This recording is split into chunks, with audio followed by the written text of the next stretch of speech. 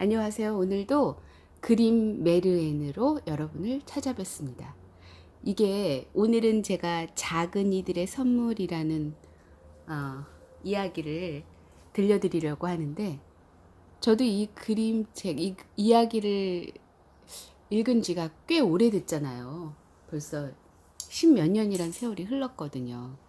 그러니까 사실 이 이야기 속의 이야기들을 제가 세세히 기억하지는 못해요. 그런데 이렇게 오늘은 뭘 읽을까 하는 이 마음이, 이 설렘이, 이것도 선물이다, 하루의 선물이다라는 생각이 들어서 마음이 좀 따뜻하고 행복합니다. 근데 여러분, 지금 따뜻하다는 표현 써도 괜찮죠?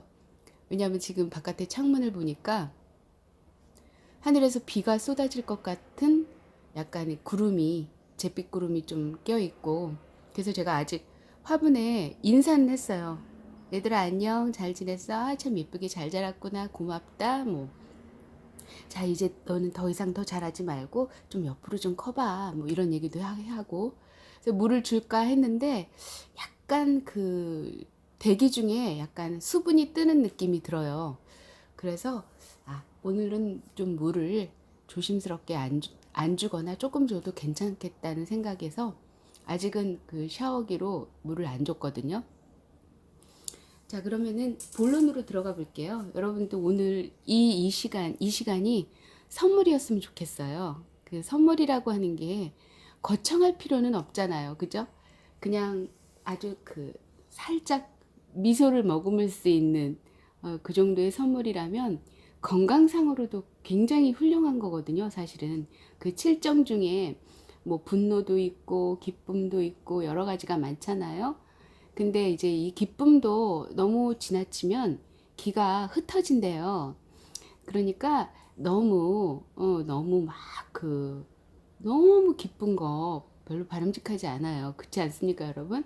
그래서 살짝 미소를 지을 만큼의 기쁨이면 참 좋겠어요. 그것이 매일이었으면 좋겠죠. 그런데 그 선물이라고 하는 것도 상대방이 내게 주는 것일 수도 있지만, 또 내가 어떤 행위를 함으로 인해서, 내가 어떤 선한 행위를 함으로 인해서 내 스스로에게 마법을 거는 거죠.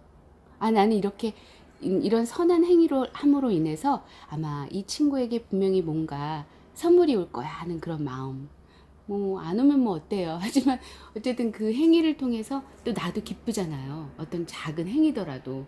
그래서 이런 것들이 차곡차곡 쌓이다 보면은 어느새 그 격이 이루어진다고 저는 생각하거든요. 그래서 격은 절대로 하루아침에 이루어질 수 없어요. 그래서 매일 꾸준히 이렇게 자기 자신에게 또 누군가에게 미소를 베푸는 것도 선물일 수 있고요. 이 세상의 모든 것이 선물일 수 있고요. 존재 자체가 선물일 수도 있고요. 오늘은 여러분 존재 자체가 선물이시길 바랍니다. 아니요, 선물일 거예요. 자, 그래서 작은 이들의 선물의 이야기를 들려드리겠습니다. 이거는 제가 딱 보니까 재봉사 얘기가 나오는 거 보니까 얼마 전에 그림책 읽어줬던 이야기랑 조금 약간 비슷하지 않을까. 왜냐하면은 그림책도 사실은 이런 그 오래된 그 이야기 속에서 발췌돼서 작가가 자기의 어떤 상상력을 발현해서 그림을 그린 거니까요. 전혀 이렇게 별개의 것은 아니라고 저는 알고 있거든요. 자, 그럼 이야기 속으로 들어가 볼게요. 재봉사와 대장장이가 함께 세상을 떠돌던 어느 날이었어요. 해가 산 너머로 기울 때 멀리서 음악 소리가 들리기 시작하더니 점점 더 또렷해졌습니다. 묘한 소리였지만 아주 아름다워서 두 사람은 피곤한 것도 모두 잊은 채 발걸음을 재촉했습니다.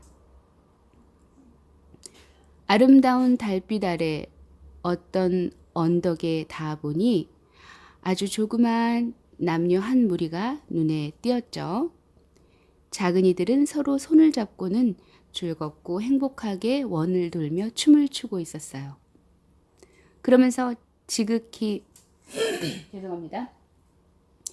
지극히 사랑스러운 노래를 부르고 있었죠. 두 사람이 들은 음악은 바로 그 소리였답니다. 춤추는 무리 한가운데 다른 작은 이들보다도 조금 더 큰 노인이 하나 앉아 있었거든요. 알록달록한 옷을 입고 새하얀 수염을 가슴까지 늘어뜨리고 있었어요. 두 사람은 놀라서 우뚝 선 채 작은 이들의 춤을 지켜봤죠.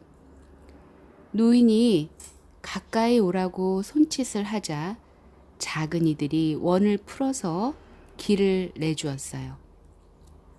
등에 혹이 달린 대장장이는 다른 곱추들처럼 구부정하게 걸으면서 다가갔죠. 재봉사는 조금 겁이 나서 뒤로 물러섰지만 분위기가 유쾌한 것을 보고 용기를 내서 다가갔죠.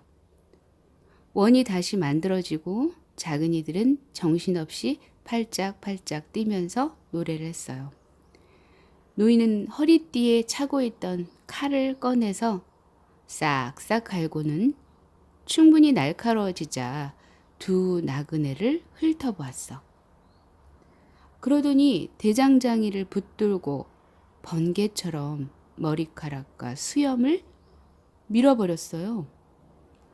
재봉사에게도 똑같이 했고요.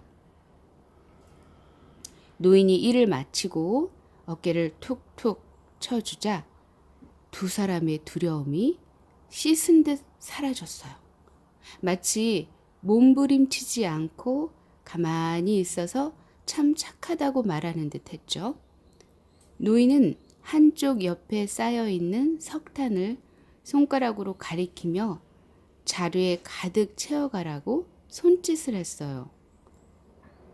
석탄으로 무엇을 하라는 뜻인지 몰랐지만 두 사람은 시키는 대로 했고 밤을 지낼 곳을 찾아 다시 길을 떠났죠.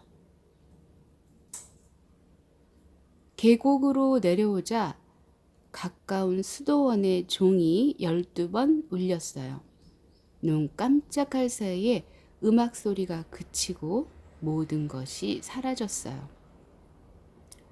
언덕은 고요한 달빛 아래 놓여 있었죠.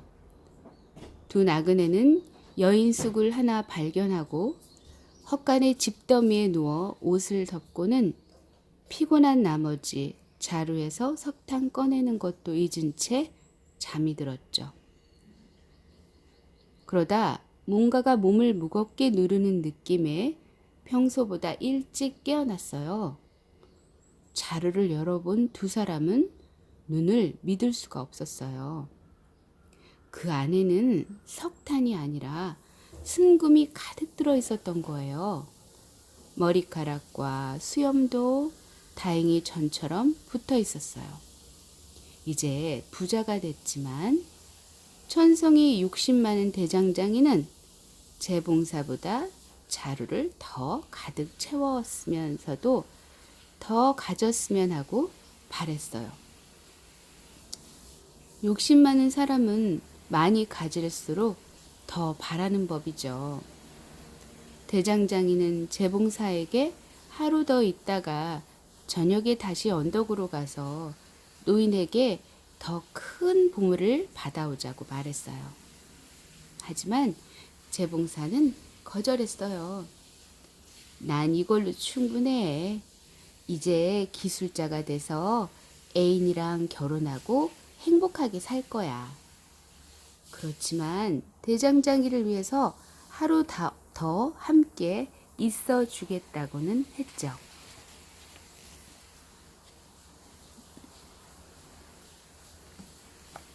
근사한 그림이 있어서